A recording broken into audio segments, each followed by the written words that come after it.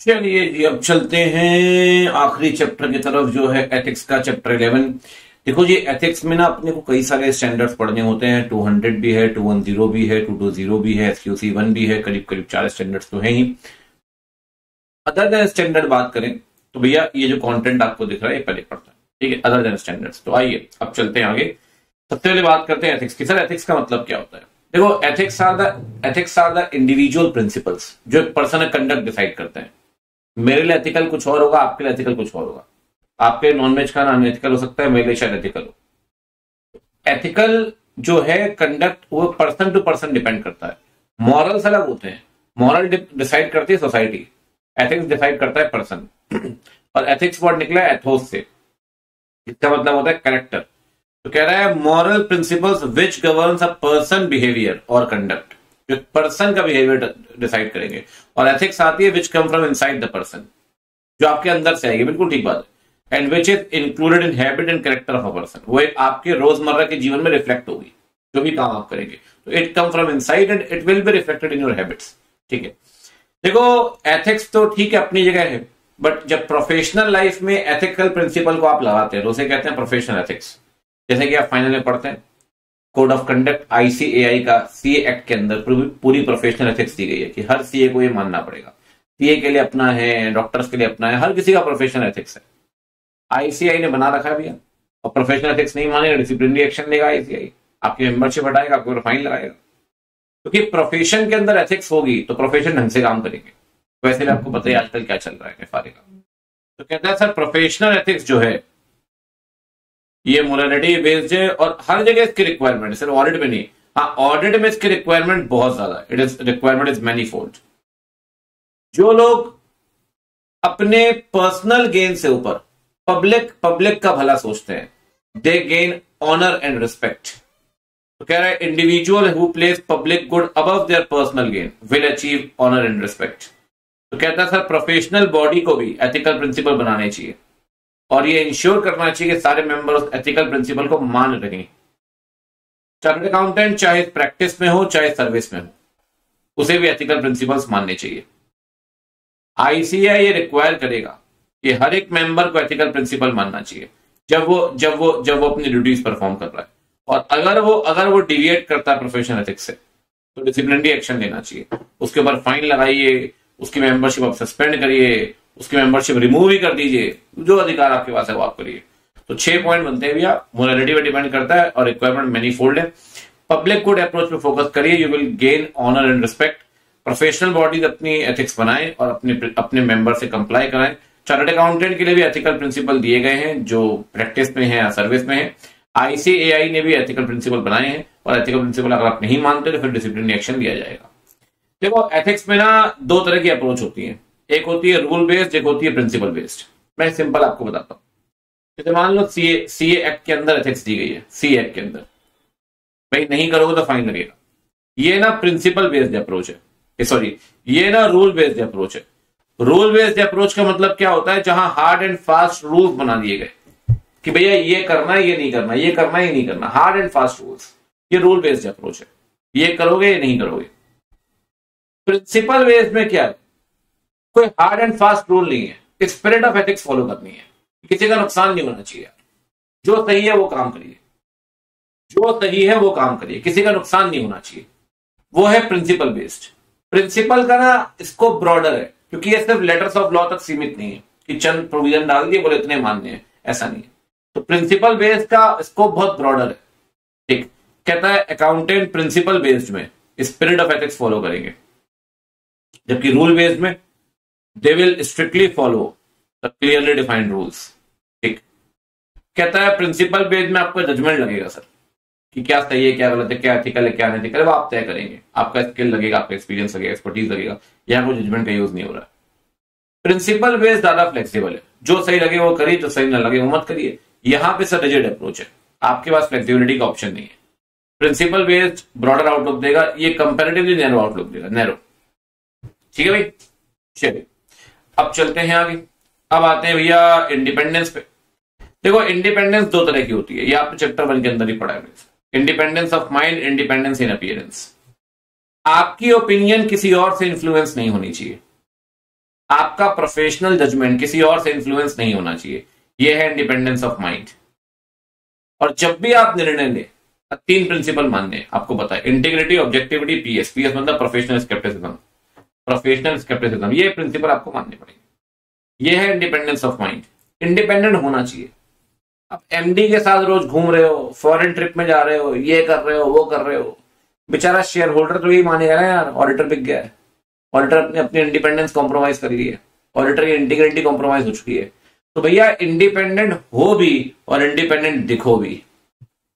होना भी जरूरी है, दिखना भी जरूरी है।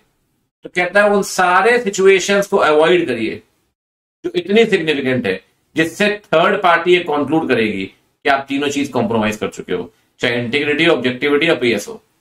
तो भैया पहली बात, आपकी ओपिनियन इन्फ्लुएंस नहीं होनी चाहिए। दूसरी बात, अवॉइड करना है उस हर एक सिचुएशन को जिससे थर्ड पार्टी कंक्लूड करेगी कि आप ये तीनों प्रिंसिपल कॉम्प्रोमाइज कर चुके हो। तो अवॉइड करना है। इंडिपेंडेंट रहना भी है, इंडिपेंडेंट दिखना भी है। ये टाइप्स ऑफ इंडिपेंडेंट किसने बताया भैया? ये बताया आईफैक ने। आईफैक ने, ठीक है। अब आते हैं भाई थ्रेड्स में। देखो जी, थ्रेड्स की यहां तक बात है, थ्रेड्स टाइप्स और thread safeguard as discussed in chapter 1। तो ऐसा भैया कि चैप्टर 1 में तो हमने इसे डिस्कस किया नहीं, तो इसे अब यहीं डिस्कस कर लेते हैं, कहानी खत्म करते हैं कि बाद में, ठीक है। थ्रेड्स की कोई दिक्कत नहीं है। आइए थ्रेड में चलने से पहले चलते हैं इंडिपेंडेंस के छोटे मोटे पॉइंट, और भी कुछ बचे हुए हैं इंडिपेंडेंस के, पहले वो पढ़ लेते हैं, फिर चलते एक बार थ्रेड्स में, ठीक है।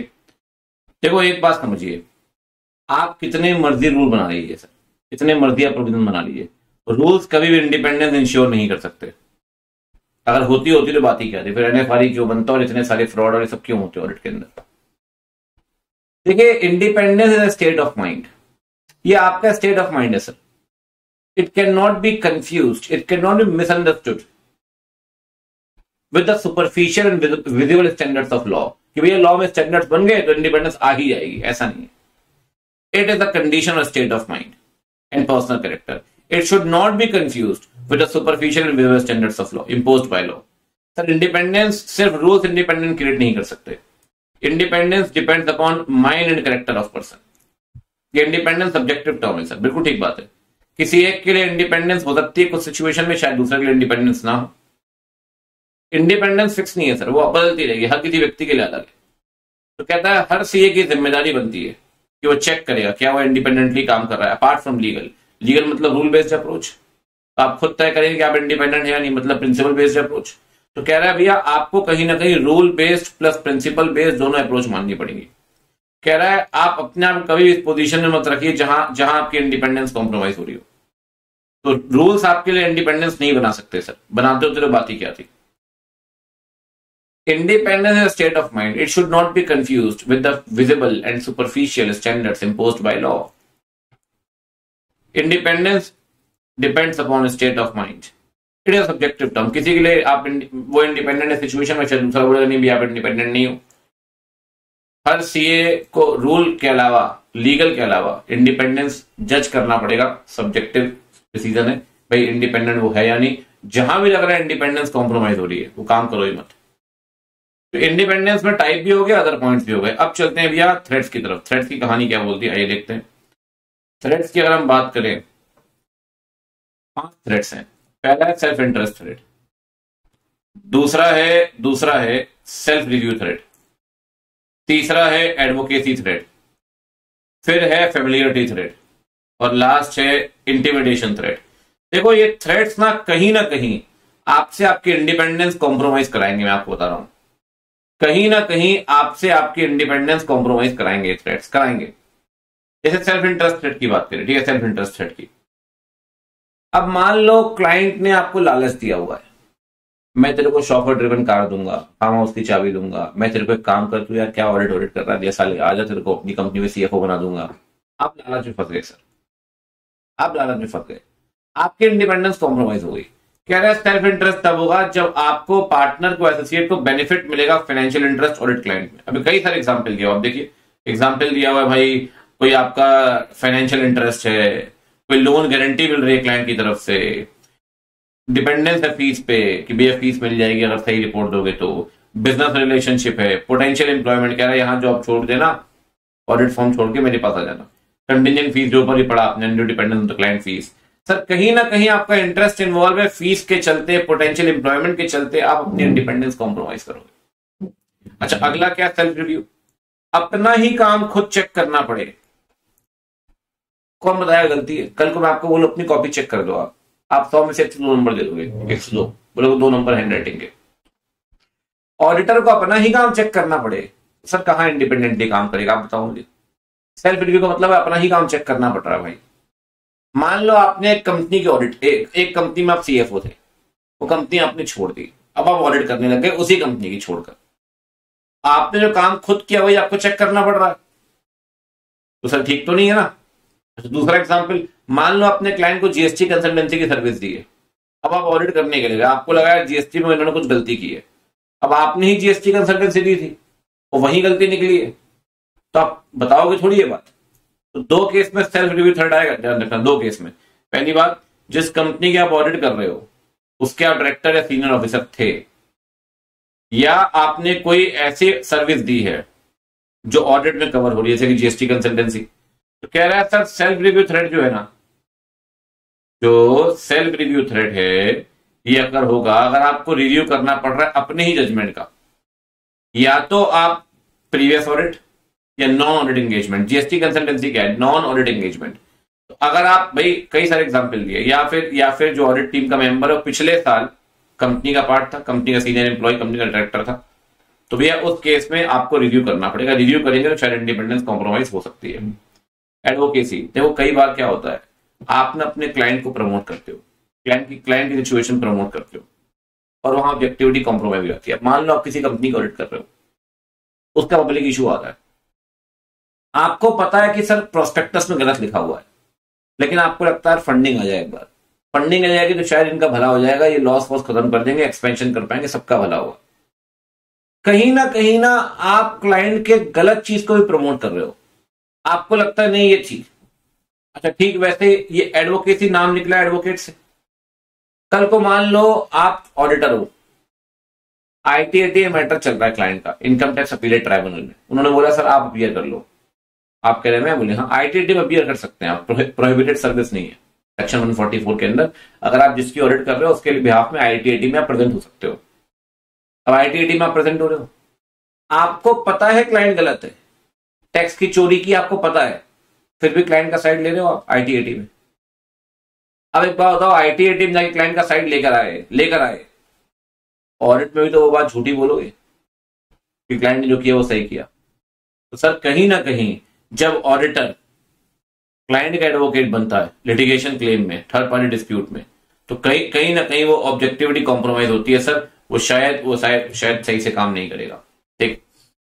अच्छा एक बात और, फैमिलियरिटी है तो बड़ा सिंपल है, आप जिसकी ऑडिट कर रहे हैं वो आपके फ्रेंड की कंपनी है, अच्छी खासी रिलेशनशिप बन चुकी है, पारिवारिक रिलेशंस हैं। सर लिहाज वर्ड इंडिया में बहुत चलता है, लिहाज करते हो, आप में गड़बड़ थी लेकिन फिर भी आपने नहीं बताया, तो कह रहा है फैमिलियरिटी थ्रेड्स जब चलते हैं सर, जब रिलेशनशिप्स होती हैं, जहां पे you will be too sympathetic कि नहीं यार क्लाइंट के साथ बुरा नहीं होना चाहिए यार। अब ये फैमिलियरिटी थ्रेड कब आएगा?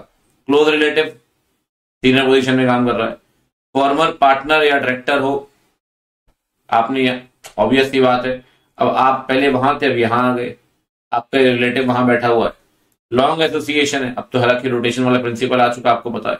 अब रोटेशन वाला प्रिंसिपल यही तो कहता है 5 साल आराम करो, 5 साल काम करो। इंडिविजुअल 5 साल काम करेगा, 5 साल आराम करेगा, और बल्कि आपका फर्म 5 साल काम, 5 साल आराम, 5 साल आराम, 5 साल काम, 5 साल काम, 5 साल फिर आराम, मतलब 2 टर्म फर्म सर्व करेगी, 1 टर्म इंडिविजुअल सर्व करेगा। रोटेशन का प्रिंसिपल क्यों लेकर आए सर? इसलिए तो लाए कि लगातार 20-20, 25-25 साल ऑडिट मत करिए सेम क्लाइंट की। अगर आप करेंगे तो फैमिलियरिटी थ्रेट आएगा। और आखिर इंटिमिडेशन, क्लाइंट धमकी दे रहा है सर, बेटा सही ओपिनियन दे देना, सही ओपिनियन दे देना, अदरवाइज केस कर दूंगा तेरे ऊपर, अदरवाइज तेरे को ऑडिट पोजीशन से हटा दूंगा, अदरवाइज तेरे को फीस नहीं दूंगा। अब आप डर गए सर, आपको लगा यार काम चला जाएगा, ये तो केस कर देगा। इंटिमिडेशन थ्रेड में आपको ना डरा रहा है, वो थ्रेड दे रहा है कि आप ऑब्जेक्टिवली काम मत करिए। यहां पे थ्रेड दे रहा है रिप्लेस कर देगा आपको, थ्रेड दे रहा है कि आपका काम कम कर देगा, फीस कम कर देगा, केस फाइल कर देगा। तो 5 थ्रेड्स है, self review, self interest, advocacy, familiarity, intimidation. इसी के साथ एक जुड़ा हुआ टॉपिक है भैया, थ्रेट्स को ओवरकम कैसे करें, सेफगार्ड क्या है। देखो भैया, अगर आपको थ्रेट्स को सेफगार्ड करना है ना, 5 बातें ध्यान रखनी पड़ेगी।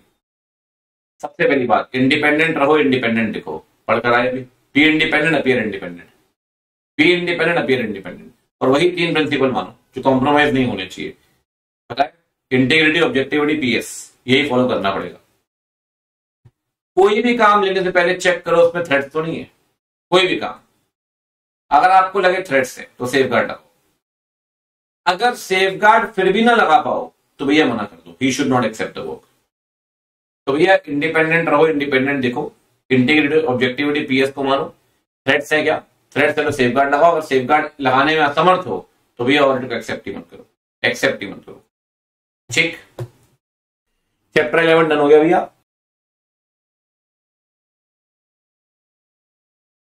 तो आइए बिना कोई देरी किए शुरू करते हैं। 200 बोलता है कि भैया ऑब्जेक्टिव क्या है, फटाफट से बोलते जाओ, लिखते जाना साथ साथ में, ठीक है ना, किसी को इग्नोर नहीं कर रहे भाई, आ जाओ साथ मिलकर क्रांति लाएंगे। रीजनेबल एश्योरेंस लेना है बच्चों, पता है एब्सोल्यूट एश्योरेंस तो ले ही नहीं सकते। रीजनेबल एश्योरेंस क्या, एफएस फ्री है एमएम से, बहुत बढ़िया बात। साथ में आपको रिपोर्ट बना के देनी है, report on the financial statement. और एक बात ध्यान रखिए, अगर रीजनेबल एश्योरेंस भी ना मिल पाए लाला, तो या तो मॉडिफाई कर दो रिपोर्ट, और अगर निकल सको तो निकल लो भैया। और मॉडिफाइड में पता है ना, या तो डिस्क्लेमर दोगे या क्वालिफाइड दोगे, कोई दिक्कत वाली बात नहीं है, तो या तो क्वालिफाइड या डिस्क्लेमर। चलिए, आपको पता है कहीं ना कहीं बेसिकली जो ऐसे 200 है, इसके 5 रिक्वायरमेंट है। गुड इवनिंग जी, गुड इवनिंग एवरीवन। 5 रिक्वायरमेंट है। पहली रिक्वायरमेंट कौन सी है, फर्स्ट पहली रिक्वायरमेंट है ethical requirement. Sir ethical requirement क्या है, एथिकल रिक्वायरमेंट है पीपॉक, पीकॉक नहीं पीपॉक। इंटीग्रिटी, भाई पिछले 3 अटेम्प्ट से लगातार क्वेश्चन आ रहा है यहां से, पिछले 3 अटेम्प्ट से लगातार। Integrity, objectivity, professional competence, due care, confidentiality, professional behaviour. आइए सब पे बात करते हैं डिटेल में। सबसे पहले बात करते हैं इंटीग्रिटी की। इंटीग्रिटी मतलब भैया मैं आपको चार शब्द बता रहा हूं, छाप आना एग्जाम में जाके। Sincerity, honesty, fair dealing, straight forward, कहानी खत्म। ध्यान रखिएगा, straight forward, honesty, fair dealing, truthfulness, integrity. कोई भी ऐसी रिपोर्ट साइन मत करिए जो आपको लगता है गलत है। पापी पेट का सवाल है, अब तो साइन कर ही देता हूं। अरे नलायक, इंटीग्रिटी मेंटेन कर। कोई भी ऐसी रिपोर्ट साइन मत कर तुझे पता है गलत है। कोई भी ऐसी रिपोर्ट साइन मत कर जो तुझे लगता है भैया जिसमें ओमिशन किया गया, मत कर मत कर। पापी पेट को मत देख, ईमानदारी के साथ चल। Integrity, integrity. दूसरा है भैया ऑब्जेक्टिविटी। ऑब्जेक्टिविटी, तुम्हारे चड्डी बडी बचपन के दोस्त की कंपनी है, उसकी तो ऑडिट कर ही सकते हो ना। रिलेटिव के लिए डिस्क्वालीफाइड हो, फ्रेंड के लिए डिस्क्वालीफाइड थोड़ी हो। अब एक बात बताओ, फ्रेंड की कंपनी की ऑडिट करोगे, कॉम्प्रोमाइज किसे करोगे, ऑब्जेक्टिविटी को। भैया ऑब्जेक्टिविटी कॉम्प्रोमाइज नहीं होना चाहिए, ना कोई बायसनेस, ना कोई बायसनेस, ना कोई कॉन्फ्लिक्ट ऑफ इंटरेस्ट। ये 2 वर्ड ध्यान रखिएगा, ना कोई बायसनेस, ना कोई कॉन्फ्लिक्ट ऑफ इंटरेस्ट, ना कोई अनड्यू इन्फ्लुएंस। अनड्यू इन्फ्लुएंस उनके बच्चे कह रहे बचपन की याद आ रही है। ना कोई बायसनेस, ना कॉन्फ्लिक्ट ऑफ इंटरेस्ट, ना अनड्यू इन्फ्लुएंस। समझे लाला।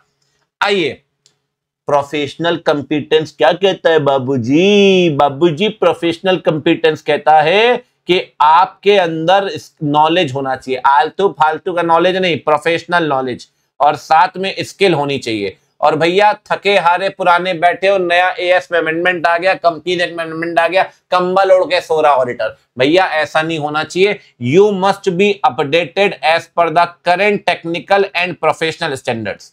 और प्रॉपर लॉ का नॉलेज होना चाहिए, लेजिस्लेशन का, प्रोफेशनल स्टैंडर्ड का मतलब ऐसे एसआरई, एसक्यूसी, सबका पता होना चाहिए। और जो ऑडिट आप करेंगे वो करेंगे diligently. Sir what is the meaning of diligent? Diligent का मतलब है भैया केयरफुली ऑडिट करो, चिपका मत आओ, थॉरली मतलब एक एक चीज, और टाइमली। अब ऐसा नहीं कि भैया 10 महीने तक ऑडिट ही चल रही है, कह रहे प्रभु एजीएम करवानी है ऑडिट कर लो, कह रहे ना ना ना भैया मैं तो ऑडिट करता हूं 10 महीने में, पता चला बैच ही पढ़ा रहा हूं आपको ऑडिट का।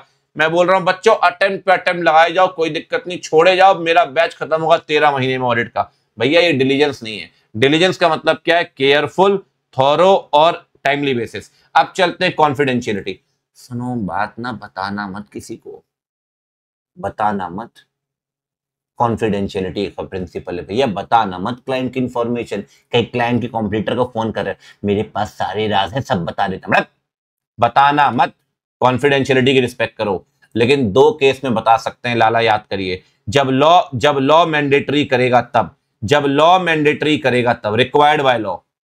दूसरी बात, permitted by law and permitted by client. ध्यान रखना, पहली बात जब लॉ परमिट करेगा तब, और जब जब जब क्लाइंट भी परमिट करेगा तब। याद करिए, फ्रॉड अगर 1 करोड़ रुपए का है तो सीजी को बताना पड़ता है ना एडीटी 4 में। तो लाला बता तो रहे हैं ना, क्या कॉन्फिडेंशियलिटी का ब्रीच हो रहा है क्या? सर जब लॉ बोलेगा तो कॉन्फिडेंशियलिटी का ब्रीच नहीं होगा। प्रोफेशनल बिहेवियर, आपको पता है अगर कोई सीए पोजीशन एक्सेप्ट करता है तो पहले पुराने ऑडिटर से पूछना पड़ता है। अब मैं ऑडिटर की पोजीशन एक्सेप्ट कर रहा हूं तो एक्स से पूछूंगा, एक्स मतलब मेरा एक्स नहीं, पुराने ऑडिटर से पूछूंगा, तो पुराना ऑडिटर भी रिप्लाई करेगा। यह है प्रोफेशनल बिहेवियर। सर आप ना कोई भी ऐसा काम मत करिए जिससे सीए प्रोफेशन डिसरिप्यूट में आए। क्या लिखा है? लॉ मानिए, रेगुलेशन मानिए, अवॉइड करिए कोई भी ऐसा कंडक्ट जिससे प्रोफेशन डिस्क्रेडिट हो। प्रोफेशन डिस्क्रेडिट नहीं होना चाहिए, ठीक है ना। साथ में आप कोई भी ऐसा काम मत करिए, इंपेयर मतलब खराब होना, जिससे इंटीग्रिटी, ऑब्जेक्टिविटी और गुड रेपुटेशन खराब हो, ठीक है भाई। इसीलिए आपको काम करना है एकदम कर्तव्यनिष्ठ, प्रोफेशन की साख को बचाते हुए, रिस्पेक्ट करते हुए कि भैया सबसे पहले है प्रोफेशन हमारा। चलिए अब बढ़ते हैं आगे, ई का हुई गवाह। अब चलें स्केप्टिसिज्म में। सर स्केप्टिसिज्म सुनते बच्चे कह रहे हैं डॉग की याद आ रही है। बेटा स्केप्टिसिज्म मतलब है अलर्ट रहना चाहिए। ये नहीं कि गए खाए पिए मस्त सो गए क्लाइंट के यहाँ पे, बिस्किट ले आओ, ये ले आओ, वो ले आओ, अगड़म झगड़म ना भैया। अलर्ट रहो, चौकन्ने रहो क्लाइंट को लेकर कि क्लाइंट ने कोई हरकत तो नहीं की, क्योंकि बेटा कुछ चीजें अलर्ट रह के ही पकड़ सकते हो, नॉर्मली नहीं पकड़ सकते। 4 ऐसे केसेस जो स्केप्टिसिज्म मतलब अलर्ट रहना चाहिए, तभी पकड़ पाओगे। पता है 4 केस कौन से हैं? मैं तो कह रहा हूं 4 केस हैं। कार का फ्रॉड हो गया आपके साथ। कार का फ्रॉड मतलब, कार का फ्रॉड हो गया भैया आपके साथ। कार का फ्रॉड हो गया मतलब, कार का फ्रॉड मतलब कॉन्ट्राडिक्टरी एविडेंसेस। ऐसे तो मिलेंगे नहीं, अलर्ट रहना पड़ेगा, पहला। दूसरा, कोई भी प्रोसीजर जो एडिशन इन एडिशन टू ऐसे, ऐसे के अलावा कोई एडिशनल प्रोसीजर परफॉर्म करना है, अलर्ट रहना पड़ेगा। रिलायबिलिटी ऑफ डॉक्यूमेंट्स, आपको लगता है इनवॉइस फर्जी है, सर रिलायबिलिटी को लेकर अलर्ट तो रहना पड़ेगा, तभी तभी तभी आप पकड़ पाओगे। Contradictory evidences C, additional procedure in addition to SAs, reliability of document, और चौथा है fraud, condition indicating fraud. 4 case में आपको अलर्ट रहना पड़ेगा। 4 केस कौन कौन से हैं? Contradictory evidences, reliability of document, fraud, additional procedure in addition to SAs. और एक बात ध्यान रखना, जब भी प्रोफेशनल स्केप्टिसिज्म पूछेगा सिर्फ ये नहीं लिखना, इसके साथ साथ ये जरूर लिखना है, ध्यान रखना, ओवर कॉन्फिडेंस बता रहा हूं बेकार कर देगा। ये 4 बातें, कार का फ्रॉड प्लस अलर्ट रहने के ना कुछ फायदे हैं। पता है क्या फायदे हैं? कि आप चीजों को ओवर जनरलाइज नहीं करते, अनयूजुअल चीजों को इग्नोर नहीं करते, और गलत एजम्पशन फॉर्म नहीं करते। अब आप बताओ, अगर आपने एक जगह लगा सब कुछ ठीक है, अलर्ट नहीं होगे तो ऑडिटर क्या मानेगा? सब जगह ठीक है। अब आपके घर वालों को ही देख लो, अगर वो अलर्ट नहीं होंगे तो आपके बारे में कितनी गलतफहमी पाल रखी उन्होंने। हमारा बेटा तो बहुत बहुत सीधा है जी, वो तो अलर्ट नहीं है ना आपको लेकर। अलर्ट रहेंगे तभी तो इनएप्रोप्रिएट असम्पशंस के रिस्क कम होंगे। अलर्ट रहेंगे तभी तो अनयूजुअल सर्कमस्टांसेस को ओवरलुक मतलब इग्नोर नहीं करेंगे, ओवर जनरलाइज। ये तीनों रिस्क कम होंगे। कब कम होंगे? जब आप अलर्ट है। ठीक है, आगे बढ़ते हैं। सर एक बात बताइए, प्रोफेशनल जजमेंट कब फॉर्म करेगा ऑडिटर? प्रोफेशनल जजमेंट कब फॉर्म करेगा? क्या मटेरियलिटी लेवल फिक्स है क्या? सर मेरे हिसाब से 50,000, आपके हिसाब से 1 लाख, किसी हिसाब से 2 लाख हो सकता है। ऑडिट रिस्क किसी बुक में नहीं लिखा, आपके हिसाब से कम, मेरे हिसाब से कम। सर जजमेंट है, जजमेंट फिक्स नहीं होता, डिपेंड करता है auditor to auditor, person to person. एक बात बताइए, कौन से प्रोसीजर कब और कितने परफॉर्म करने हैं? एनटीई, क्या किसी बुक में लिखा है कि इतने प्रोसीजर ही परफॉर्म करने होंगे? सर एनटीई ऑफ प्रोसीजर आप तय करेंगे अपने विवेक से, अपनी बुद्धि से। एक बात बताइए, हर जगह लिखा है एविडेंस एसेंडे होना चाहिए। एसेंडे मतलब सफिशिएंट, एप्रोप्रिएट। क्या किसी बुक में लिखा है कि 5 एविडेंस ले सफिशिएंट है, 6 लेनी तो अप्रोप्रिएट है सर। सफिशिएंसी और अप्रोप्रिएटनेस कहां से आएगी? जजमेंट लगेगा आपका। और एक बात सर, कंक्लूजन ड्रॉ करोगे ना, याद करिए 705 मॉडिफाइड ओपिनियन कि क्या मिस स्टेटमेंट मटेरियल है, क्या वो परवेजिव है, जजमेंट लगेगा सर। कंक्लूजन के अंदर भी जजमेंट लगेगा। और एक बात ध्यान रखना, जब मैनेजमेंट का जजमेंट चेक करोगे आपका खुद का जजमेंट लगेगा। अगर मैनेजमेंट की अकाउंटिंग एस्टिमेट रीजनेबल है या नहीं, आपका जजमेंट लगेगा, तभी चेक कर पाओगे। तो ध्यान रखना, इन सारे केसेस में जजमेंट लगेगा। कब कब? Materiality, audit risk, anti, sufficient appropriate, साथ में मैनेजमेंट का जजमेंट, साथ में कंक्लूजन, इन सारी जगहों पे पीजे लगेगा। पीजे मतलब प्रोफेशनल जजमेंट, पीएस तो हो गया, स्केप्टिसिज्म, एथिकल रिक्वायरमेंट हो गई। ऐसे 200 में दो चीजें बची हैं। पहली बात ये बताइए, अपने को एविडेंस कैसा चाहिए? Sufficient and appropriate. क्या ऑडिट रिस्क जीरो कर सकते हैं? कभी भी नहीं। ऑडिट रिस्क को रिड्यूस करना है sir to an acceptably low level. Audit risk कभी भी जीरो नहीं हो सकता। इस लेवल तक ले आओ कि रीजनेबल कंक्लूजन ड्रॉ कर पाओ। इतनी सी बात है, ठीक है। और एक आखिरी बात सर, आपको ना हर ऐसे मानना पड़ेगा, कुछ ऐसे रेलेवेंट नहीं होंगे। शायद 701 आपको पता है लिस्टेड कंपनी पे लगता है, आपकी कंपनी अनअकैडमी लिस्टेड नहीं है, 701 नहीं लगेगा, तो वो इररेलेवेंट है। जो ऐसे रेलेवेंट नहीं है वो नहीं लगेगा, बाकी ऐसे तो लगेंगे, वो तो मानिए। हर ऐसे का ना अपना ऑब्जेक्टिव है। याद करिए 200 स्टार्ट करने से पहले मैंने क्या पढ़ाया? 200 का भी अपना ऑब्जेक्टिव है, रीजनेबल एश्योरेंस लेना। सर हर ऐसे का अपना ऑब्जेक्टिव है। अगर आपका काम है ऐसे का ऑब्जेक्टिव अचीव करने का, अगर आप ऐसे का ऑब्जेक्टिव अचीव नहीं कर पाए तो या तो मॉडिफाइड रिपोर्ट दो या फिर छोड़ दो, या तो मॉडिफाइड या फिर छोड़ दो, ठीक है ना। मॉडिफाइड या विड्रॉल, जो सही लगे वो करो, ठीक है भाई। चलिए आगे बढ़े बच्चा बाड़ी, ये हो गई कहानी डन। अब चलते हैं बच्चा पार्टी 210 की तरफ। आइए भैया 210। एक बात बताओ बच्चों, जल्दी जल्दी बताओ। भगवान बचा लो, अरे भगवान नहीं, तुम ही बचाओगे अपने आप को। जोर लगाओ, 1.5 दिन एकदम क्रांति ले आओ। क्या कहते हो बच्चों, आग लगा दें? लगा दो, साथ मिलकर आग लगाते हैं। आइए, सबसे पहली बात, बिगिनिंग ऑफ ऑडिट शुरू होने से पहले, 210 पढ़ा रहा हूं, ठीक है ना। शुरू होने से पहले क्लाइंट आपके ऊपर रोक लगा रहा है, ऑडिट एक्सेप्ट करनी चाहिए? नहीं। अरे काहे को ऐसा रिश्ता एक्सेप्ट करोगे जो शुरुआत में रोक लगा रहा है? ये मत खाओ, इससे मत मिलो, ये मत पहनो, अरे मना कर दो, नहीं जुड़ना ही रिश्ता, चाहिए ही नहीं ऐसा रिश्ता, अरे दूर चल। अगर मैनेजमेंट शुरुआत से ही रोक लगा रहा है, ऑडिट एक्सेप्ट ही मत करो। लेकिन एक बात ध्यान रखो, अगर मैनेजमेंट रिस्ट्रिक्शन नहीं लगाता तो सीधे ऑडिट एक्सेप्ट कर लें क्या? नहीं। अगर मैनेजमेंट रिस्ट्रिक्शन नहीं लगाता तो चेक करिए प्री कंडीशंस हैं या नहीं। सर प्री कंडीशंस क्या होती हैं ऑडिट के लिए? प्री कंडीशंस पता है क्या है? प्री कंडीशंस दो हैं। पहली बात, जो एफआरएफ वो मान रहा है क्या वो एक्सेप्टेबल है? सर मुझे एक बात बताइए, अगर बैंकिंग कंपनी ने कंपनीज एक्ट का फॉर्मेट मान लिया बैलेंस शीट पी&एल के लिए, तो क्या बैंकिंग कंपनी का एफआरएफ एक्सेप्टेबल है क्या? क्या आपको वो ऑडिट एक्सेप्ट करनी चाहिए जहां बैंकिंग कंपनीज एक्ट का फॉर्मेट मान रही है? सर अगर एफआरएफ ही एक्सेप्टेबल नहीं होगा तो कैसे ऑडिट एक्सेप्ट करेंगे आप बताइए। पहली बात, प्री कंडीशन में एफआरएफ एक्सेप्टेबल होना चाहिए। दूसरी बात, क्या मैनेजमेंट अपनी रिस्पॉन्सिबिलिटी को एक्नॉलेज कर रहा है क्या? आपको पता है मैनेजमेंट की 3 रिस्पॉन्सिबिलिटी है। पहली रिस्पॉन्सिबिलिटी है फाइनेंशियल को बनाना as per the FRF, financial को बनाना एज पर द एफआरएफ। दूसरी जिम्मेदारी है इंटरनल कंट्रोल सिस्टम तैयार करना, और तीसरी जिम्मेदारी है ऑडिटर को 3 चीजें प्रोवाइड करना। वो सारी इंफॉर्मेशन जो रेलेवेंट है, वो सारी इंफॉर्मेशन जो रेलेवेंट है फाइनेंशियल बनाने के लिए, वो सारी इंफॉर्मेशन जो एडिशनल ऑडिटर आपसे डिमांड कर रहा है, और अनरिस्ट्रिक्टेड एक्सेस। 3 चीजें प्रोवाइड करेंगे आप ऑडिटर को। वो सारी इंफॉर्मेशन जो रेलेवेंट है फाइनेंशियल बनाते वक्त, वो सारी एडिशनल इंफॉर्मेशन जो ऑडिटर ने आपसे मांगी है, और अनरिस्ट्रिक्टेड एक्सेस प्रोवाइड करेंगे आप ऑडिटर को। बात आ रही समझ?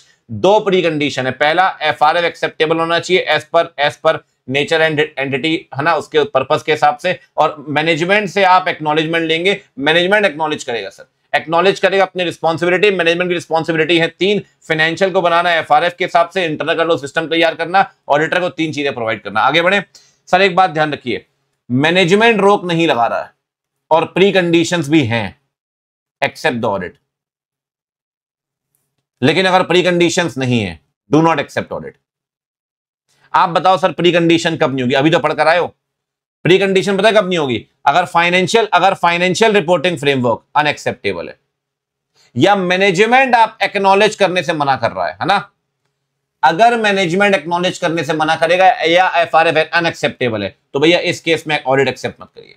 ठीक है, ये है ऑडिट शुरू होने से पहले। एक बात बताइए, ऑडिट के बीच में पहले तो बहुत अच्छे थे, रिश्ता जोड़ भी लिया, फिर भाई साहब वक्त, हालात, जज्बात सब बदल गए। सर बीच में कह रहा है टर्म्स चेंज करिए, टर्म्स चेंज करिए। आप मुझे बताइए मैनेजमेंट क्यों बोलेगा टर्म्स चेंज करने के लिए? मैनेजमेंट बोलेगा पता है क्यों टर्म्स चेंज करने के लिए? मैनेजमेंट टर्म्स चेंज करने के लिए बोलेगा तीन कारणों से। पहला कारण चेंज इन सर्कमस्टांसेस, दूसरा कारण मिसअंडरस्टैंडिंग कि भैया मैनेजमेंट कह रहा है यार टर्म्स डिसाइड होते, क्लैरिटी है नहीं, एक बार बैठ जाते हैं टर्म्स को डिसाइड कर लेते हैं दोबारा बैठ के, कोई दिक्कत नहीं, बैठ जाओ सर, बैठ लो, कोई दिक्कत थोड़ी, टर्म्स को डिसाइड कर लो। और तीसरा, मैनेजमेंट आपके काम पे रोक लगा रहा है। CRM change in circumstances, restriction on scope of audit और मिसअंडरस्टैंडिंग। इन तीन कारणों से मैनेजमेंट आपको बोलेगा टर्म्स चेंज करने को। सर अगर टर्म्स चेंज करने को बोलेगा ना, तो आप ये देखिए क्या रीजनेबल जस्टिफिकेशन है क्या? एक बात मैं आपको बताऊं, change in circumstances reasonable justification है, समझ रहे हो आप कि हाँ यार सही बात है। मिसअंडरस्टैंडिंग रीजनेबल जस्टिफिकेशन है, बात समझ में आती है। लेकिन क्या आपके काम पे अगर रोक लगाएगा, रिस्ट्रिक्शन ऑन स्कोप, तो क्या आप यह मानेंगे रीजनेबल जस्टिफिकेशन है? मैनेजमेंट कह रहा है तुम्हें फिजिकल वेरिफिकेशन अटेंड करने नहीं दूंगा, मैनेजमेंट कह रहा है तुम्हें किताबें नहीं दूंगा, क्या ये रीजनेबल जस्टिफिकेशन है? क्या मैनेजमेंट का ये चेंज हमको मान लेना चाहिए? बिल्कुल भी नहीं। जब भी मैनेजमेंट आपसे टर्म्स चेंज करने को बोले, सबसे पहले देखना कि एश्योरेंस कैसा मिल रहा है। मैनेजमेंट कह रहा है सर मणिपुर में हमारा वेयर हाउस था, आपको शुरुआत में कहा था हालात ठीक नहीं है, फिजिकल वेरिफिकेशन नहीं करा पाएंगे, अब करा सकते हैं। टर्म्स तो फिर चेंज हो रहे हैं, लेकिन हाई एश्योरेंस मिल रहा है ना, एक्सेप्ट द चेंज। लेकिन मैनेजमेंट कहता है सर जम्मू के पास अखनूर में हमारा वेयर हाउस है, अखनूर में, वहां इन्वेंट्री पड़ी है, लेकिन पाकिस्तान के साथ स्थिति ऐसी बन गई है सर फिजिकल वेरिफिकेशन नहीं करवा पाएंगे। लो एश्योरेंस। क्या लो एश्योरेंस पे सीधे मना कर दोगे? सर आपको चेक करना है मैनेजमेंट का एक्ट रीजनेबल है क्या। सर अगर जम्मू के पास अखनूर में वेयर हाउस है, बॉर्डर एरिया है, अगर वहां मना कर रहा है मैनेजमेंट और ये युद्ध स्थिति बनी हुई है, सर रीजनेबल एक्ट है ना यार। अगर मैनेजमेंट का act reasonable, accept the change. लेकिन अगर मैनेजमेंट का एक्ट रीजनेबल नहीं है, अड़ जाना भाई साहब, डू नॉट एक्सेप्ट। मैं तो कहता हूं तुम भी अड़ जाओ, मैनेजमेंट भी अड़ गया, दोनों अड़ गए। ऑडिटर कह रहा है मैं तो एक्सेप्ट करूंगा नहीं, मैनेजमेंट कह रहा है मैं भी नहीं करूंगा, तू करके देख फिजिकल एजुकेशन। ऑडिटर कह रहा है मैं तो करके रहूंगा। मैनेजमेंट भी अड़ गया, तुम भी अड़ गए, अब क्या करोगे? कोई ऑप्शन ही नहीं है, विड्रॉ एंड कम्युनिकेट। भाई नहीं हो सकता, भाई नहीं हो सकता, ना वो मान रहा है ना आप मान रहे हो। अगर नॉन रीजनेबल है मत मानो, वो भी अड़ जाए छोड़ दो, ऑडिट छोड़ दो, ऐसी भी क्या बात। चलिए आगे बढ़ते हैं। सर एक बात और ध्यान रखिए, जब ऑडिटर ऑडिट एक्सेप्ट करता है ना, तो इंगेजमेंट लेटर बना के देता है। इंगेजमेंट लेटर ऑडिटर देता है, ऑडिटर किसको देता है? ऑडिटर मैनेजमेंट को देगा। क्या देगा लाला? Engagement letter. आपने हमें एजीएम में अपॉइंट किया, आपको बताते हुए हर्ष हो रहा है कि हमने आपके ऑडिट को एक्सेप्ट कर लिया है। ये सब अगड़म झगड़म लिखेगा ऑडिटर, लेकिन अगड़म झगड़म तो लिखना ही है, साथ में ये बातें लिखनी जरूरी है, ये बातें लिखनी जरूरी है। सर ये बातें क्या है? ऑडिट का ऑब्जेक्टिव, ऑडिट का स्कोप, ऑडिटर की रिस्पॉन्सिबिलिटी, मैनेजमेंट की responsibility, form and content of report, FRS बताना पड़ेगा सर लेटर ऑफ एंगेजमेंट में। ए मैनेजमेंट सुन ले, तू तय नहीं करेगा स्कोप, अभी डिसाइड कर स्कोप। मिसअंडरस्टैंडिंग नहीं होनी चाहिए कि क्या है क्या नहीं, अभी लिख रहा हूं राइटिंग में। सर ध्यान रखना, ऑडिट से पहले या तो एंगेजमेंट लेटर या रिटर्न एग्रीमेंट करिए, करना पड़ेगा सर, या तो रिटर्न एग्रीमेंट करिए, करना पड़ेगा। You have to decide the terms of engagement. बस एक बात ध्यान रखना, अगर लॉ में चीजें डिसाइडेड हैं, तो ना तो एंगेजमेंट लेटर बनाओगे ना रिटर्न एग्रीमेंट। एक बात बताइए, अगर लिस्टेड कंपनी के लिए सेबी ने बोला है कि ये टर्म्स ऑफ एंगेजमेंट होगी, क्या आपको रिटर्न एग्रीमेंट या आपको एंगेजमेंट लेटर बनाने की जरूरत है? मतलब ही नहीं है सर, क्यों बनाओगे आप एंगेजमेंट लेटर? जब लॉ बोलेगा आपको एंगेजमेंट लेटर बनाने की जरूरत नहीं है। बस एक बात ध्यान रखना, एंगेजमेंट लेटर में क्या आएगा, मैंने आपसे कहा 6 बातें आएंगी। 6 बातें कौन कौन सी? बहुत सिंपल है सर, बहुत सिंपल। क्या? ऑब्जेक्टिव, स्कोप, ऑडिटर की रिस्पॉन्सिबिलिटी, मैनेजमेंट की responsibility, identification of FRF. FRF कौन सा लग रहा है? बैंकिंग में अलग लगेगा, इंश्योरेंस में लगेगा, इलेक्ट्रिसिटी में अलग लगेगा, कंपनी नॉर्मल कंपनी में अलग लगेगा। और expected form and content of report. Report समझ रहे हो ना? कारो लग रहा है तो बताओ कि कारो लगेगा, मैं ऑडिट कारो के हिसाब से भी करूंगा। तो भैया सिंपल है, फॉर सर अगर भूल जाओगे तो content of engagement letter, F से भैया form and content of report, O से ऑब्जेक्टिव, एस से scope, responsibilities of management, responsibilities of auditor, identification of FRF. ठीक है भाई, चलिए अब चलें आगे। ला ला ला ला ला ला ला ला। एक बात बताओ, 5 साल के लिए आप ऑडिटर बने हो, क्या हर साल नया एंगेजमेंट लेटर दोगे? कंपनीज एक्ट तो यही कहता है ना सर कि आप ऑडिटर बनेंगे 5 साल के लिए, क्या 5 साल तक आप एक एंगेजमेंट लेटर से काम चलाएंगे? सर मैं आपको कहता हूं नया ईएल देने की जरूरत ही नहीं है। नया ईएल तब देना जब ये हालात बने, अगर ये हालात ना बने नया एंगेजमेंट लेटर की जरूरत नहीं है। बात आ रही समझ में? ये हालात मतलब change in management, change in law, change in ownership, change in entities operations, change in audit report, form and content of report, change in FRF, change in terms of engagement. अगर इसमें से कोई भी चेंज आएगा लाला, इसमें से कोई भी चेंज आएगा, मैं फिर कह रहा हूं, चेंज किसका? मैनेजमेंट का, चेंज किसका? लॉ का, चेंज किसका? ओनरशिप का, चेंज किसका? Nature size of business, change किसका? टर्म्स ऑफ एंगेजमेंट, चेंज किसका? एफआरएफ का। एंटिटी मिसअंडरस्टैंडिंग कर रही है, चेंज इन एफआरएफ। इन सारे केसेस में आप नया एंगेजमेंट लेटर दीजिए, नहीं तो नया एंगेजमेंट लेटर देने की जरूरत नहीं है। जैसा कि मैंने आपसे कहा कि अगर वो कहता है टर्म्स चेंज करने को, आपको लग रहा है हाई एश्योरेंस, एक्सेप्ट करिए और नया ईएल दे दीजिए, क्योंकि नए टर्म्स अगर आ रही हैं तो नया ईएल देना पड़ेगा। ठीक है, 210 खत्म। चले आगे, चलो भैया अब है SQC1। अच्छा ऑब्जेक्टिव तो पढ़ लो यार 210 का। सबसे पहले चेक करो प्री कंडीशंस है यानी, वाओ नाइस। कॉमन अंडरस्टैंडिंग होनी चाहिए ऑडिटर मैनेजमेंट के बीच में। और बताइए कॉमन अंडरस्टैंडिंग कहां लिखोगे? ये कॉमन अंडरस्टैंडिंग राइटिंग में लिखेंगे, या तो एंगेजमेंट लेटर में, रिटर्न एग्रीमेंट में। कॉमन अंडरस्टैंडिंग या तो ईएल में या फिर रिटर्न एग्रीमेंट में। आगे बढ़े ब्रो, चलिए। SQC1 की 6 डिमांड है। जैसे आप हर्ट हो जाते हो ना, तो आप दर जाते हो अपने आप को ठीक कराने के लिए। SQC1 क्वालिटी चाहता है, कहता है ऑडिट में किसी भी एंगेजमेंट में क्वालिटी होनी चाहिए, क्वालिटी होनी चाहिए। लेकिन क्वालिटी कहां से आएगी? फिर आप क्या बोलते हो अब हर्ट होने के बाद? Heal me please, heal me, मुझे ठीक कर दो, हील मी, आओ भैया हील मी। सबसे पहले पढ़ेंगे लाला एथिकल रिक्वायरमेंट। अब ध्यान से देखिएगा, याद करिए SA 200 में आपने एथिकल रिक्वायरमेंट 5 पढ़ी है। 5 कौन सी पढ़ी है? याद करिए, यही 5 पढ़ी है। Integrity, objectivity, professional competence, confidentiality, professional behaviour, ये सब पढ़ा है। मैं कहता हूं SQC1 में 5+1 है लाला। SA 200 में याद करिए आपने इंडिपेंडेंस नहीं पढ़ा था, लेकिन SQC1 के अंदर ये 5 भी हैं और इंडिपेंडेंस भी है, समझ रहे हो ना? तो SQC1 में जब भी पॉइंट आएगा इंडिपेंडेंस का पॉइंट आएगा, एथिकल रिक्वायरमेंट। बाकी 5 तो सेम है, पढ़ के 200 के अंदर, 200 के अंदर। इंडिपेंडेंस में क्या पॉइंट है सर? ध्यान रखिए, अपने पर्सोनेल्स को, फर्म अपने लोगों को इंडिपेंडेंस के बारे में बताएगी। याद करिए चैप्टर 11 में आप थ्रेट्स पढ़ते थे, familiarity threat, advocacy threat, self interest, self review. उनको बताइए ज्यादा महिमा मंडन मत करो, जाके CFO के साथ रोज पार्टी करने चले गए। आइडेंटिफाई थ्रेट्स, और थ्रेट्स अगर हैं तो या तो थ्रेट्स को एलिमिनेट करो, और अगर एलिमिनेट ना कर पाओ तो सेफगार्ड लगा के एलिमिनेट करो या रिड्यूस करो। अगर रिड्यूस भी ना कर पाओ तो फिर विड्रॉ कर जाओ। तो अप्लाई द सेफगार्ड। सेफगार्ड क्यों लगाएंगे? या तो एलिमिनेट करने के लिए या रिड्यूस करने के लिए। देखो थ्रेट खत्म करना बहुत मुश्किल है, लेकिन एलिमिनेट करो। आपका MD CEO कह रहा है आओ पार्टी करते हैं, रोज कह रहा है पार्टी करते हैं, हाथ जोड़ लो सर, बोलो ना मैं ईमानदार आदमी हूं, मैं इंडिपेंडेंस के साथ काम करूंगा, मैं तुम्हारे साथ नहीं जाऊंगा, बिकने वाला आदमी नहीं हूं, भले पेट पे पैसा जाए नहीं जाए उससे मतलब नहीं है, मैं काम करूंगा। सर आपको थ्रेट को आइडेंटिफाई करना है, थ्रेट मिल जाए तो एलिमिनेट करना है या रिड्यूस करना है, ना कर पाओ तो विड्रॉ कर जाना।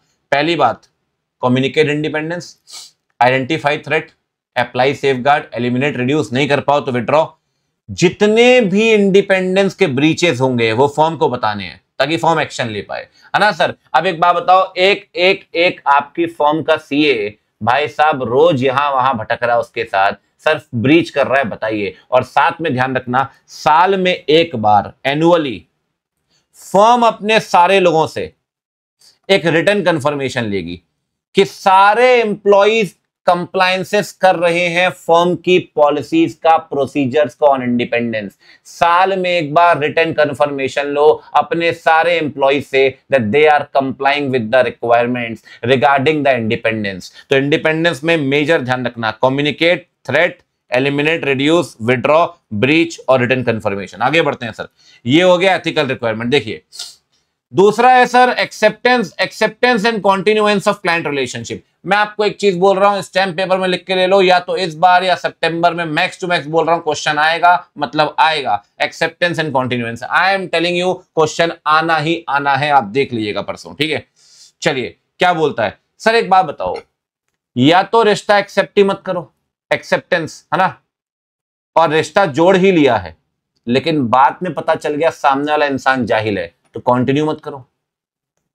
सेम केस ऑडिटर के साथ है, या तो ऑडिट एक्सेप्ट ही मत करो और कर ली, बाद में हरकतें पता चली तो छोड़ दो।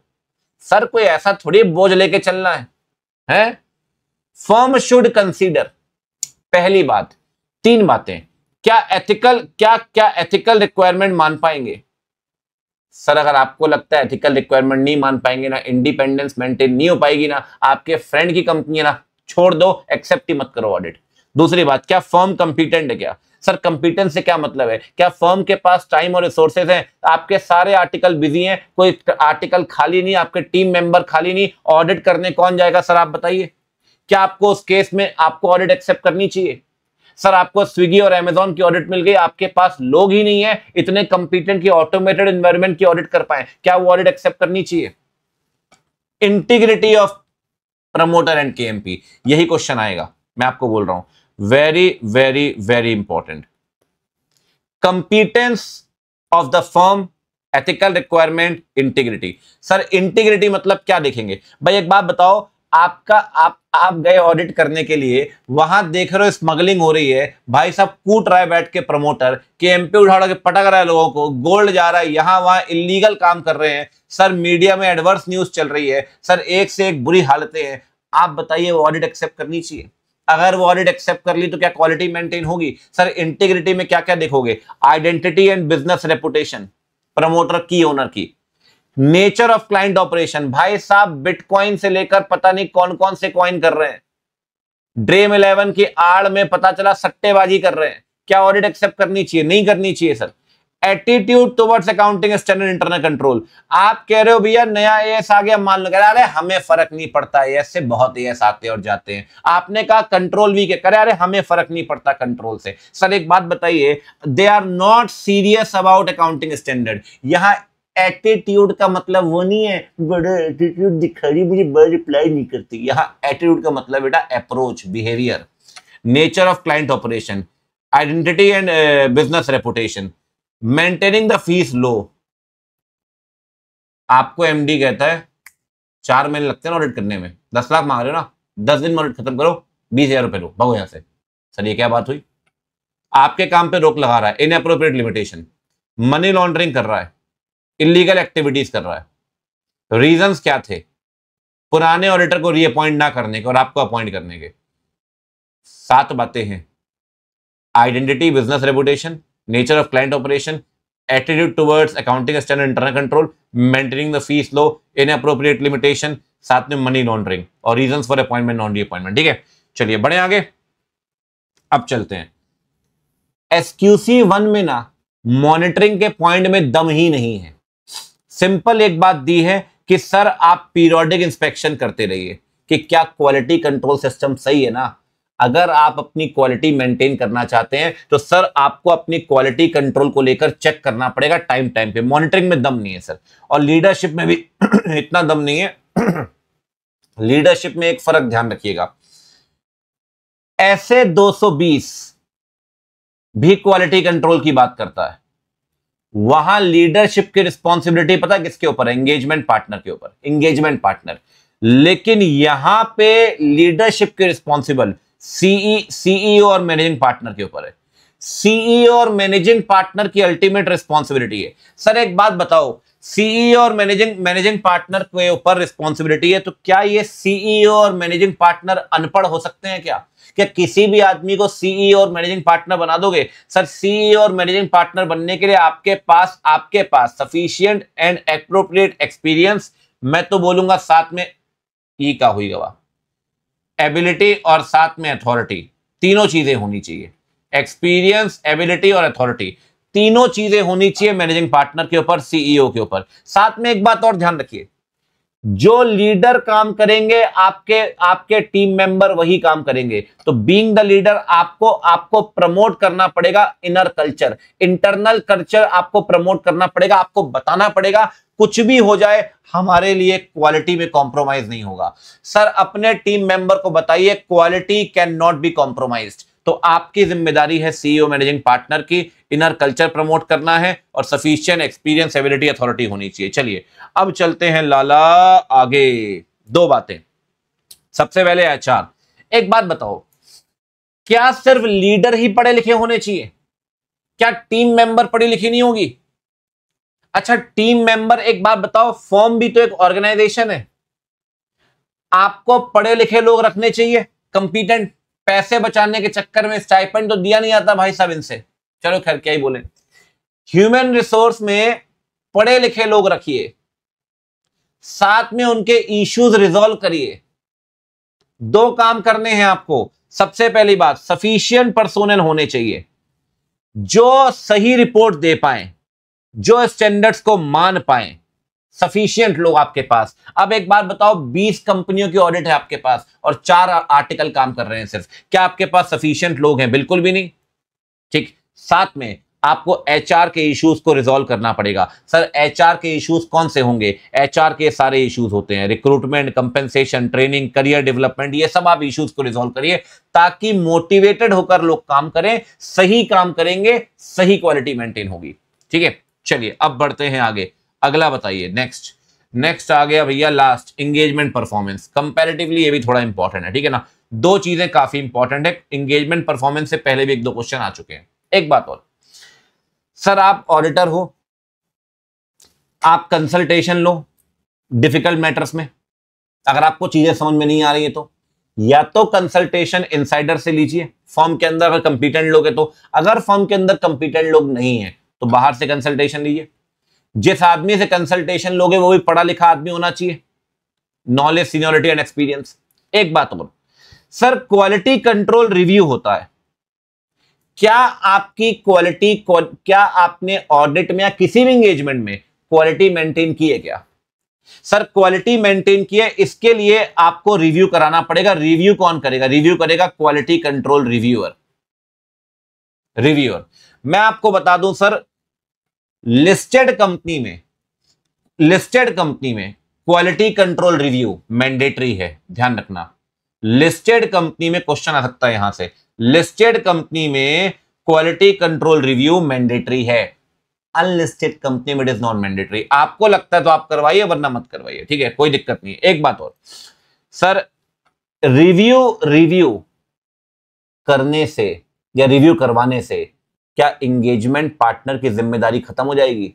क्या एंगेजमेंट पार्टनर ये बोलकर अपना काम कम करेगा, क्या रिव्यूअर तो आएगा ही, वो तो रिव्यू करेगा ही, मैं क्या करूंगा? सर आपकी जिम्मेदारी खत्म नहीं होती एंगेजमेंट पार्टनर के तौर पे। जो काम आपने करना है वो आप करेंगे, वो काम जो QCRR का, मैं शॉर्ट में बोलता हूं QCRR, क्वालिटी कंट्रोल रिव्यूअर, जो काम उसने करना है वो करेगा, जो काम आपने करना है आप करेंगे। बस एक बात ध्यान रखना, अगर QCRR के साथ मैटर फंस गया आप रिपोर्ट साइन नहीं कर सकते जब तक मैटर रिजॉल्व नहीं होगा। इस पे केस स्टडी बन सकती है, हालांकि बना नहीं रहे इंस्टीट्यूट इंटरमीडिएट में केस स्टडी, बट बन सकती है।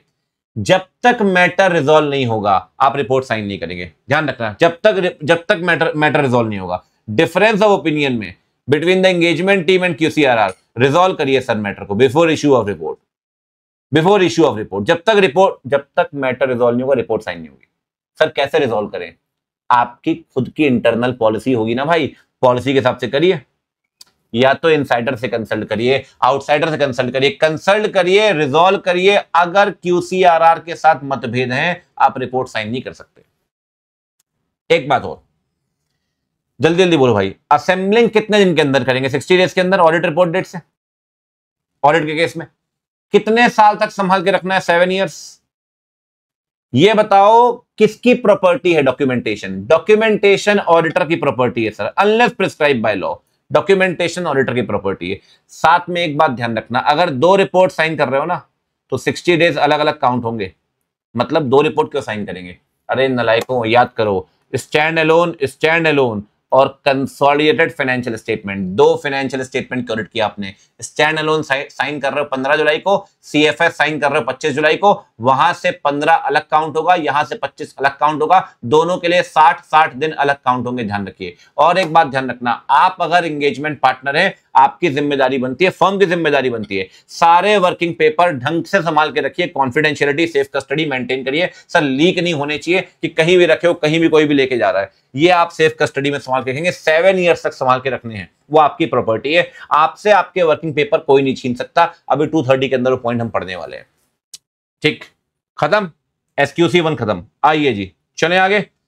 हाँ, जाते जाते एक ऑब्जेक्टिव पढ़ लो। फर्म क्वालिटी कंट्रोल बनाएगी ताकि फर्म स्टैंडर्ड्स और लॉ से कंप्लायंस करे और सही रिपोर्ट इशू करे। थोड़ा समराइज्ड है बट ठीक है। अब चलते हैं आगे, 220 पढ़ते हैं। देखो 220 का बड़ा भाई है, 220 का बड़ा भाई है SQC1। आपने SQC1 पढ़ लिया ना, 220 अपना काम कर देगा। अब समझिए जरा 220 क्या बोलता है। 220 क्या बोलता है?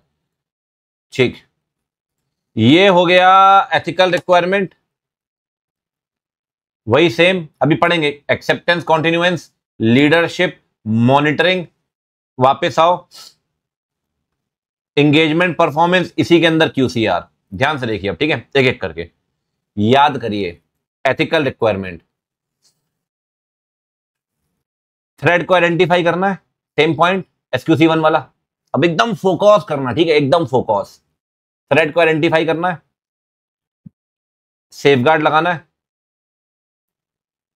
अगर सेफगार्ड एलिमिनेट या रिड्यूस ना कर पाए तो विड्रॉ कर जाए उस केस में, विड्रॉ। ठीक, अगला सुनिए, अगला सर, पहली बात सेम पॉइंट, थ्रेट वाला बिल्कुल सेम। सर साथ में ना, अगर कोई भी ऐसी एक्टिविटी जो थ्रेट क्रिएट कर रही है, सर आप उस एक्टिविटी को एलिमिनेट करिए, एक्शन लीजिए। इसीलिए एंगेजमेंट पार्टनर रेलेवेंट पर्सन को बताएगा कि सर थ्रेट है, थ्रेट को ओवरकम करना है, हम इस एक्टिविटी को एलिमिनेट कर देते हैं। सर कुल मिला के आप देखो तो बिल्कुल SQC1 वाला पॉइंट है, कहीं ऐसा कोई बहुत ज्यादा फर्क नहीं। एक्सेप्टेंस कॉन्टिन्यूएंस में मैं आपको बताता हूं, वहां 4 पॉइंट थे, वहां 3 पॉइंट थे, यहां 3+1 है। याद करिए, वहां इंटीग्रिटी था, इंटीग्रिटी यहां भी है। वहां कंपीटेंस ऑफ फर्म था, कंपीटेंस यहां भी है। वहां एथिकल रिक्वायरमेंट था, एथिकल रिक्वायरमेंट यहां भी है। फर्क सिर्फ एक है, SQC1 में इस वाले में सिग्निफिकेंट मैटर नहीं था, जो इस साल मिला है पिछले साल। सिग्निफिकेंट मैटर नया आ गया, ठीक, नया आ गया। आप समझो बाकी A, B, C ये तीनों सेम है, D वाला पॉइंट अलग आ गया, बात समझ रहे हो? ये भी लगभग सेम है भाई। एक्सेप्ट करने से पहले इंफॉर्मेशन लोगे ना, एक्सेप्ट करने से पहले, और अगर एक्सेप्ट कर लिए तो कंटिन्यू करने से पहले देखोगे भाई कंटिन्यू करें या ना करें, ठीक है। ये भी सेम है, ये दोनों लगभग पूरे सेम है, बस ये एक सिग्निफिकेंट मैटर ऐड हुआ। और एक देखिए, लीडरशिप और मॉनिटरिंग थोड़ा सा अलग है। SQC1 में मॉनिटरिंग का कोई भी पॉइंट नहीं है, और मैं आप दम नहीं है, एक बात मैं आपको बता दूं, ऐसे 220 में मॉनिटरिंग इज वेरी इंपॉर्टेंट।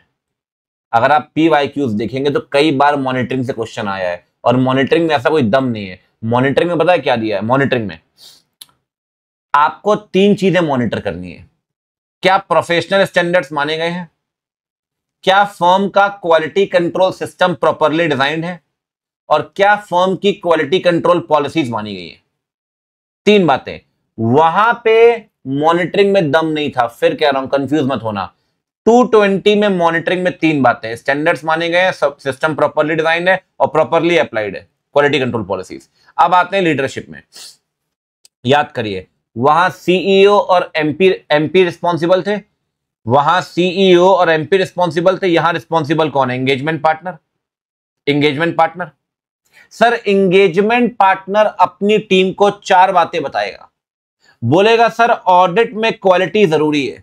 क्यों जरूरी है सर? और कैसे क्वालिटी अचीव होगी? ऑडिट क्वालिटी अचीव होगी ऐसे को मानकर, ऑडिट क्वालिटी अचीव होगी क्वालिटी कंट्रोल पॉलिसीज को मानकर, ऑडिट क्वालिटी अचीव होगी सही ओपिनियन देकर जो अप्रोप्रिएट है, और ऑडिट क्वालिटी तभी अचीव होगी जब एंगेजमेंट टीम के लोग, आर्टिकल एक्सपर्ट अपनी बात रख पाएंगे एंगेजमेंट पार्टनर से बिना डरे। सर आपको ये 4 बातें बतानी पड़ेंगी, ऐसे मानना पड़ेगा, सही रिपोर्ट देनी पड़ेगी, क्वालिटी कंट्रोल पॉलिसीज माननी पड़ेगी, और एंगेजमेंट टीम के लोग अपने कंसर्न शेयर कर पाएंगे बिना डरे। ये लीडरशिप वाला पॉइंट है। कहां पे? आप देखो इन दोनों पॉइंट में दम है 220 में इन कंपैरिजन टू SQC1। ठीक है ना, बाकी ये दोनों सेम है SQC1 के मुकाबले। अब आते हैं एंगेजमेंट परफॉर्मेंस, ये भी लगभग सिमिलर है। एंगेजमेंट परफॉर्मेंस लायबल कौन है? Engagement partner. ठीक, वही लायबल है सही ओपिनियन देने के लिए। ऊपर आपने पढ़ा ऑडिट रिपोर्ट एप्रोप्रिएट होनी चाहिए। एंगेजमेंट पार्टनर ही ये इंश्योर करेगा कि S&A एविडेंस लिया गया है। और याद करो अभी आप पढ़कर आए SQC1 में कि कंसल्टेशन लेना पड़ेगा, तो कंसल्टेशन तो यहां भी लेना पड़ेगा डिफिकल्ट मैटर में। वहां सीए और एमपी, यहां ईपी, कंसल्टेशन वहां भी, कंसल्टेशन यहां भी, सही रिपोर्ट वहां भी, सही रिपोर्ट यहां भी। वहां QCR था, यहां भी QCR आ गया। याद करिए QCR वहां लिस्टेड कंपनी के लिए मैंडेटरी था, यहां भी मैंडेटरी है। सर दूसरी जगह मैंडेटरी तो नहीं है, लेकिन QCR करवा तो सकते हैं, करवा सकते हैं, अदर एंगेजमेंट में करवा सकते हैं, करवा सकते हैं। सर एंगेजमेंट पार्टनर की ये क्वेश्चन आया था 2 अटेम्प्ट पहले, मेरे ख्याल मई 24 में आया था क्वेश्चन। एंगेजमेंट पार्टनर QCR को लेकर क्या चेक करेगा? एंगेजमेंट पार्टनर QCR को लेकर 3 बातें चेक करेगा। 3 बातें। पहली बात, क्या QCRR अपॉइंट हो गया है? क्या अपॉइंट हो गया है? QCRR के साथ सिग्निफिकेंट मैटर डिस्कस करेगा विद द QCRR। और मैंने आपसे पहले भी कहा था SQC1 के अंदर भी, जब तक QCRR के साथ चीजें फाइनल ना हो जाएं तब तक रिपोर्ट साइन मत करना। Not date the audit report until the completion of QCR, until the completion of QCR। जब तक QCR कंप्लीट ना हो रिपोर्ट साइन मत करना। मतलब एंगेजमेंट पार्टनर की 3 जिम्मेदारी है। पहली जिम्मेदारी क्या है? पहली जिम्मेदारी क्या? QCRR अपॉइंट हो गया, आप चेक करेंगे। दूसरी जिम्मेदारी क्या है? सिग्निफिकेंट मैटर डिस्कस करेंगे विद द QCRR। और तीसरी जिम्मेदारी क्या है? तीसरी जिम्मेदारी है जब तक कि QCRR के साथ कंसल्टेशन ये सब कंप्लीट ना हो जाए तब तक रिपोर्ट साइन मत करना। सेम सर, सेम लिखा हुआ है।